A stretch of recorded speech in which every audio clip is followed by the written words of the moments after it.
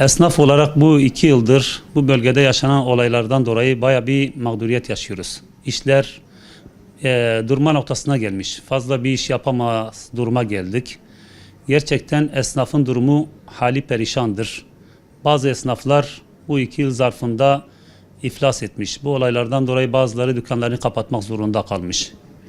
Bölgedeki olaylar bu özellikle Güneydoğu esnafını baya bir yıpratmış, baya bir etkilemiş. Onun için iş yapamaz duruma gelmişiz. Bazı esnaflar çeklerini ödeyemez duruma gelmiş. Özellikle esnaf olan kardeşlerimiz adına ben kendim diyorum. Yani mülkiyet sahipleri bu sene yıllık zamı yapmamalarını tavsiye ediyoruz. Bununla onların da az bir katkısı olmasını istiyoruz. Artı devletin esnaflara yönelik yani en azından olumlu böyle faizsiz bir kredi açmasını istiyoruz. Bu son zamanlar, son 2 sene diyelim, son 2 senedir bölgede ciddi sıkıntılar var. Bu bölgedeki ciddi sıkıntılardan kaynaklanan bir işsizlik var. Son zamanlarda ciddi anlamda esnaf iş yapamaz durumda. Ben dahi olmak üzere masraf çok, gider çok, gelir çok az.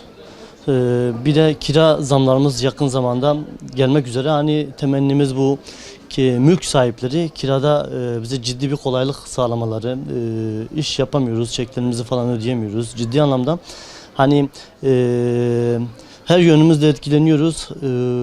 Gider bakımından nereden kısabiliriz diye düşünüyoruz.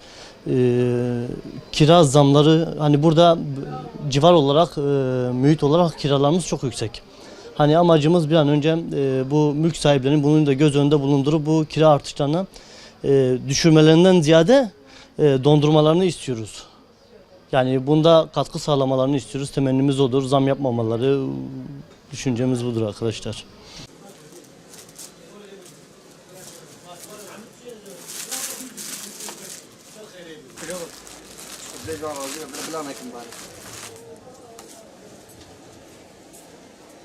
Abi 2 senedir işler düşüktür. Kiralarımızı ödeyemiyoruz.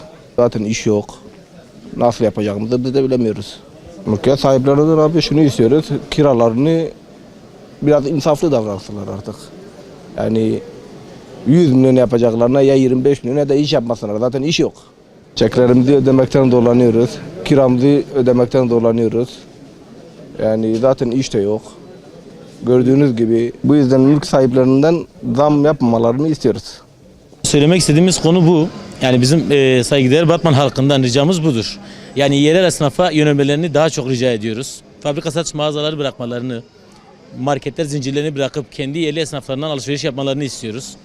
Çünkü gerçekten esnafımız gerçekten çok kötü durumdadır şu anda. Yani çeklerini ödemekte zorlanıyorlar, kiralarını ödemekte zorlanıyorlar, senetlerini ödemekten zorlanıyorlar.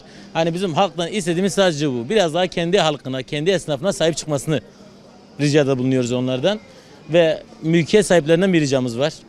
Onların da biraz daha kira konusundan esnaflara yardımcı olmalarını, hani özellikle bu 2017 senesinde kiraların artışını istemiyoruz.